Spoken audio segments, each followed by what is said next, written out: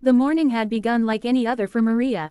She arrived before sunrise, the chill still clinging to the air as she unlocked the side door of the tall glass building where she had worked for nearly 8 years. With practiced efficiency, she tied her apron, slipped her gloves on, and pushed her cleaning cart into the lobby. She loved the silence of these early hours, when the world felt calm and unjudging. The polished floors gleamed under her mop, and as the first rays of sunlight spilled through the glass doors, the space came alive with warmth. For Maria, keeping this place spotless was more than a job, it was her pride, her way of contributing something beautiful to a world that rarely noticed her. By mid-morning, the offices filled with chatter, heels clacking against the marble floors, and the faint scent of expensive perfumes. Maria retreated to the quieter hallways, wiping down surfaces and collecting trash. She always smiled politely, though most of the staff barely acknowledged her presence. She didn't mind, her work was her language, and she believed dignity lay in doing even the smallest tasks with excellence. But that day, everything shifted. As she bent down to empty a wastebasket in one of the executive offices, a sharp voice cut through the air. "There you are," sneered Mrs. Clarkson, the floor manager. Her arms were crossed tightly against her chest, and her eyes burned with accusation. Behind her, a few employees peeked curiously, whispering to one another. Maria straightened, clutching the trash bag nervously. "Yes, ma'am, is something wrong?" "Don't play innocent," Clarkson spat. "Mr. Reed's gold cufflinks are missing. The last person seen in his office was you." Maria froze, stunned by the words. I don't understand. I only came here to clean. I didn't touch anything except the bin and the desk surface. Please, you can check my cart." But Clarkson's lips curved into a mocking smile. "We already did, and what do you know, one of the cufflinks was found among your supplies." Gasps echoed down the hallway. Maria's heart pounded as her eyes darted to the cart. She hadn't noticed anything unusual when she loaded it that morning. Her breath caught in her throat. No, that can't be true. Someone must have put it there. I swear, I didn't take it." Clarkson leaned closer, her tone dripping with contempt. "Enough lies. We gave you a chance to be honest, but clearly, you're nothing but a thief hiding behind a broom." Maria's cheeks burned with shame, her vision blurring with tears. "Please, believe me, I've worked here for years. I would never risk everything for something like that." Her voice cracked, desperation lacing every syllable. The manager turned to the onlookers, clearly relishing the scene. "Let this be a lesson. Integrity is everything in this company. And those who can't be trusted will be removed." Maria tried to reach out, her hands trembling, but Clarkson stepped back coldly. "Pack your things. You're fired." Effective immediately, the words hit harder than any blow. Around her, the whispers grew louder, eyes filled with suspicion and disdain. Some shook their heads in pity, others smirked, as though her downfall were entertainment. Maria's body felt heavy, her legs unsteady as she returned to the small janitor's room. She carefully folded her apron, set aside her gloves, and placed them on the shelf where they had rested each night after work. Her hands brushed over the cart she had faithfully pushed down countless hallways, the tools that had kept her family fed. Now, it all seemed to slip through her fingers like sand. When she emerged, her belongings tucked into a worn cloth bag, the corridor was still buzzing. No one offered comfort, no one stood up for her. She walked with her head bowed, her tears threatening to spill, but she refused to let them see her break. As she pushed open the heavy glass doors, the bright sunlight blinded her. The city's noise swallowed her small figure as she stepped outside. Behind her, the building that had been her second home loomed tall and indifferent, its shiny surface reflecting a world where people like her were invisible, until they became convenient scapegoats. Maria took a deep breath, clutching her bag tightly to her chest. Each step away from that building felt like walking further into uncertainty. She thought of her children waiting at home, their hopeful faces, their trust in her. She had always promised them stability, safety. Now, with nothing but her word against theirs, she wondered how she would explain what had happened. And yet, even in the crushing weight of betrayal, a small flame of determination flickered inside her. They could strip her of her job, her reputation, but not her truth. She whispered softly to herself, as though reminding her own heart, "I did nothing wrong. I will not let this break me." With that, Maria disappeared into the crowd, a lone figure swallowed by the city, unaware that fate had already begun weaving an unexpected twist to her story. Maria's walk home felt longer than ever. The crowded streets pressed in around her, yet she had never felt so alone. Each step was heavy, dragging under the weight of what had just happened. Her mind replayed the moment again and again, the sharp accusation, the cufflink gleaming in her cart, the humiliation in front of everyone. No matter how hard she searched, she couldn't understand how it had gotten there. The thought that someone had set her up gnawed at her, but what hurt most was how quickly everyone had believed it. 8 years of hard work erased in an instant. By the time she reached her apartment building, her shoulders slumped beneath her small cloth bag, Maria's face was pale with exhaustion. The paint on the stairwell walls peeled in long strips, and the faint smell of dampness filled the air, but for Maria, it was home. She paused outside the door of her unit, forcing a smile onto her lips before turning the knob. Inside, her 2 children rushed to her. Sophia, the older one at 12, clutched her around the waist, while little Daniel, only 8, tugged at her hand eagerly. "Mama, you're back. Did you bring the bread?" Maria pulled the warm loaf from her bag and handed it to him, masking her sorrow with a gentle smile. "Of course, sweetheart. Go wash your hands before eating." The children dashed off, leaving Maria to sink into the worn sofa, her body aching from both work and heartache. She watched them from across the room, their laughter spilling into the air like a balm she desperately needed. Yet the worry pressed hard against her chest. Rent was due in less than 2 weeks. Groceries, school supplies, electricity bills, it all stacked up in her mind like an unbearable tower. Without her job, how could she possibly keep it from collapsing? Sophia returned, sensing something was wrong. She had always been sharper than her years, her dark eyes quick to notice her mother's moods. "Mama," she whispered, sitting beside her, "why are your eyes red? Did something happen at work?" Maria hesitated, the words catching in her throat. She wanted to protect her children from the cruelty of the world, but she also believed in honesty. Stroking Sophia's hair, she sighed. "Mama won't be working at the building anymore." Sophia's brow furrowed. "Why? Did they make you leave?"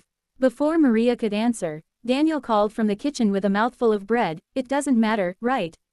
Mama's the best. She'll find something better." The innocence of his words both warmed and broke her heart. She forced a small laugh and nodded. "Yes, my love. Something better will come." But when the children went to their room to do homework, Maria allowed her mask to slip. Her eyes brimmed with tears as she stared at the bills stacked neatly on the table. She had always prided herself on managing, even when things were tight. She had worked long nights, skipped meals, and patched clothes so her children never had to feel poor. But this felt like the rug had been pulled from under her feet. That night, Maria sat at the small kitchen table with a notebook and pencil, scribbling possible jobs she could take.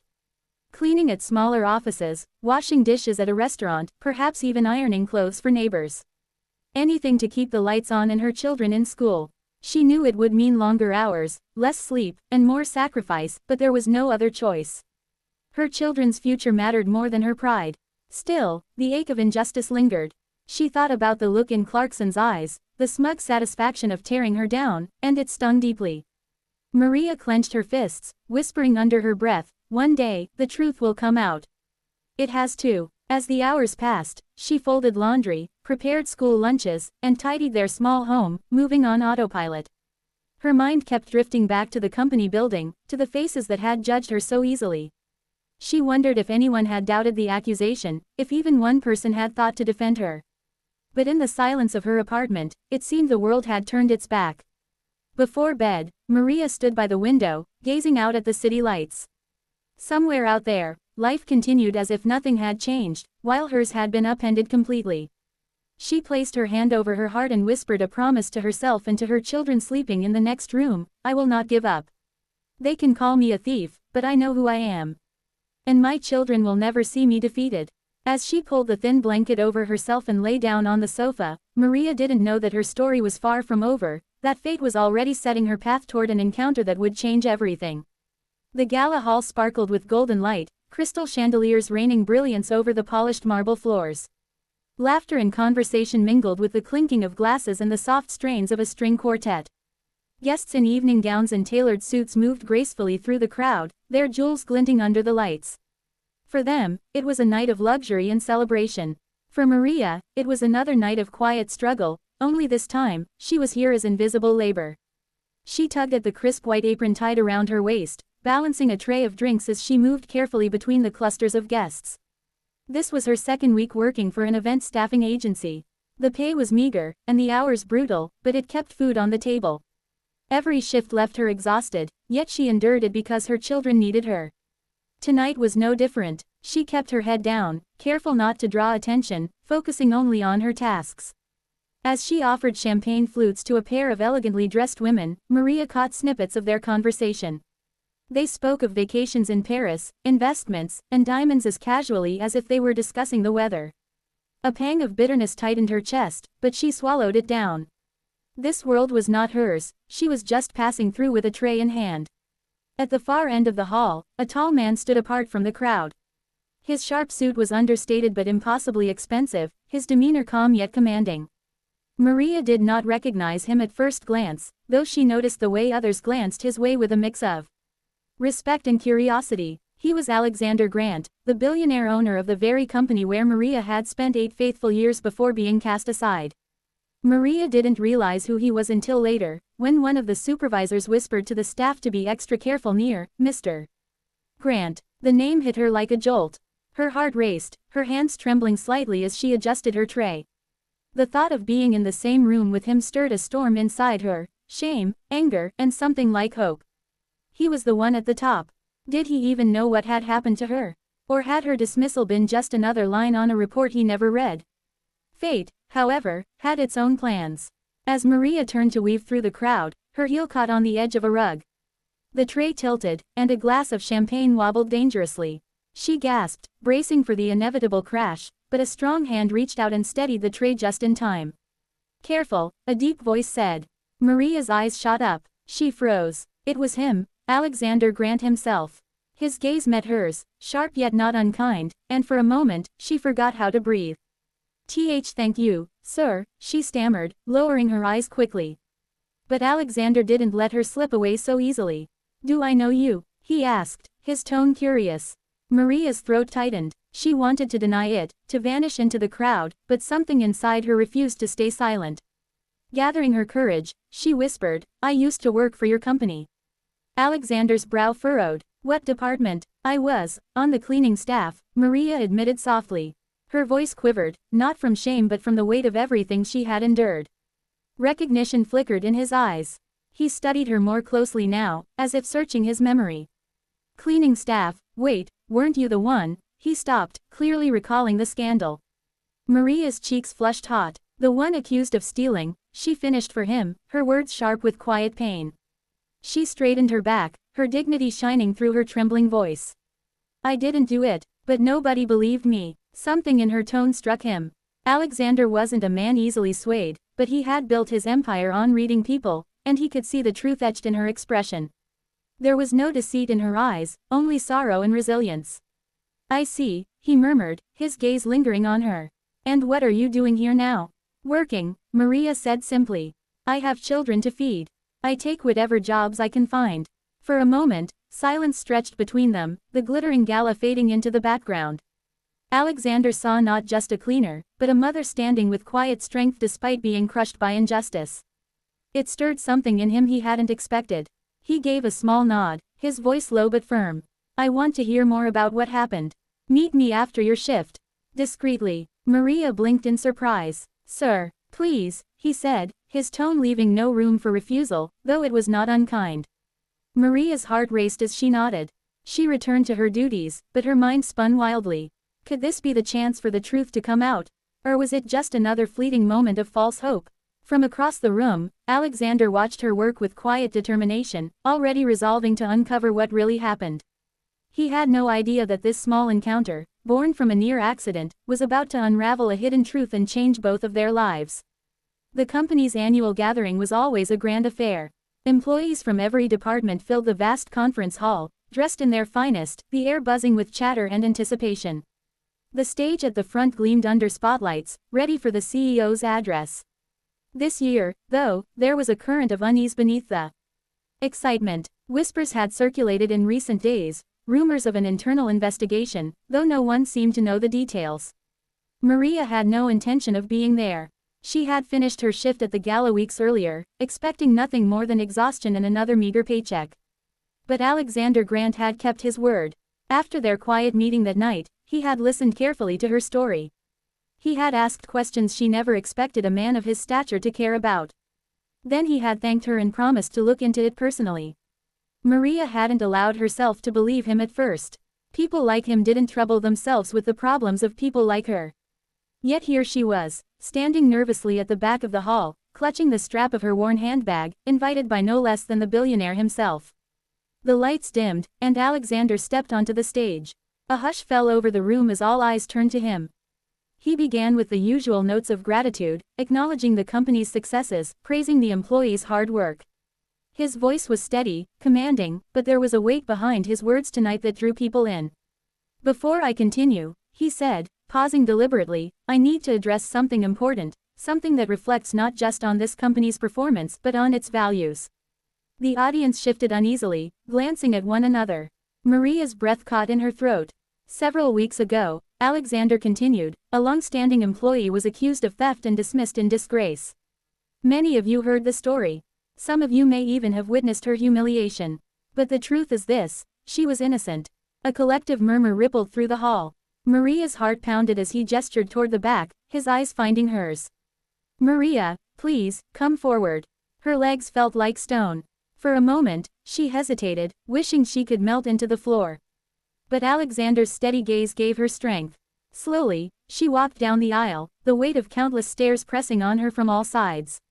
Whispers filled the room, shock, disbelief, curiosity. When she reached the stage, Alexander extended his hand, helping her up as though she were a guest of honor, not a dismissed cleaner. She stood beside him, trembling, but she lifted her chin, refusing to bow to the shame that had once crushed her. "This woman," Alexander said, his voice carrying across the hall, "served this company faithfully for 8 years. She was accused without proof, judged without fairness, and cast aside without dignity. But I ordered a full investigation. The truth has been revealed.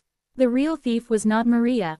It was someone else, someone who sought to cover their tracks by planting evidence." Gasps broke out across the hall. People exchanged stunned glances, trying to recall their own roles in the gossip that had destroyed her. Some hung their heads, guilt etched on their faces. "The responsible party has been removed from this company," Alexander continued, his tone sharp. "But that is not enough. We must also make amends. Maria deserves more than an apology. She deserves recognition." He turned to her then, his expression softening.